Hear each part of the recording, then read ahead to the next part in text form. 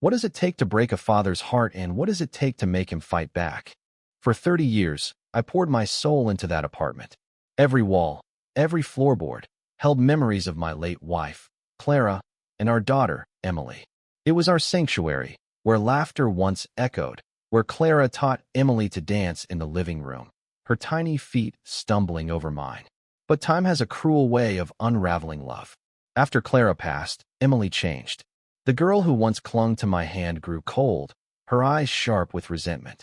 By the time she was 30, she ruled the apartment like a queen, and I was relegated to the basement, a damp, forgotten corner beneath her world. The basement was my prison. A single cot, a flickering bulb, and the constant drip of a leaky pipe. Emily said it was temporary, that she needed the upstairs for her new life. Her boyfriend, Derek, moved in, his boots stomping over my memories. They laughed above me, their voices filtering through the floorboards, while I shivered in the dark, clutching Clara's old scarf. She'd have wept to see us like this. I tried to talk to Emily, to remind her of who we were, but her words cut like glass. "You're just in the way, Dad." One night, something snapped. I lay awake, the drip, drip, drip of that pipe mocking me, and I realized I wasn't just in the way, I was invisible.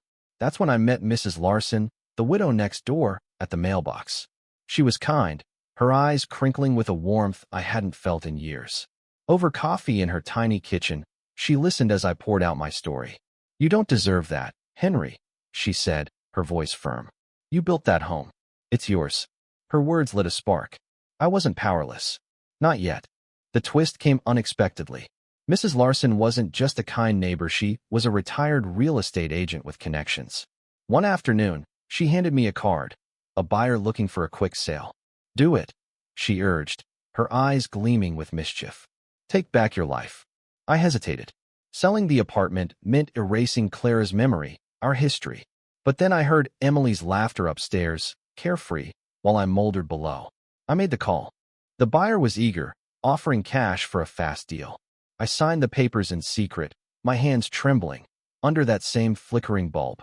The irony wasn't lost on me. Emily slept soundly upstairs, oblivious, as I sold the ground from under her. The deal was done in days. I didn't tell her, not out of malice, but because I wanted her to feel what I'd felt, displaced, unseen. The morning the sale finalized, I packed a single bag. Mrs. Larson offered her guest room, a small kindness that felt like salvation. As I left, I glanced at the apartment one last time. The living room where Clara danced, the kitchen where we baked Emily's birthday cakes, it was all gone now, sold to strangers. My heart ached, but it also felt lighter. I wasn't just a ghost in my own home anymore. Emily woke to a notice on the door. The apartment was no longer hers. I wasn't there to see her face, but I heard from Mrs. Larson that she stormed out, furious, with Derek trailing behind. Part of me wanted to run to her, to explain, to beg her to understand. But I didn't. She'd made her choice when she banished me downstairs. Now, I live with Mrs. Larson, not as a tenant, but as a friend. We share stories, coffee, and quiet evenings. The money from the sale sits in a bank account, untouched. Maybe one day, Emily will come back, not as the queen of my home, but as my daughter. Until then, I've learned something. Home isn't walls or floorboards. It's the dignity you fight for, the love you refuse to let die.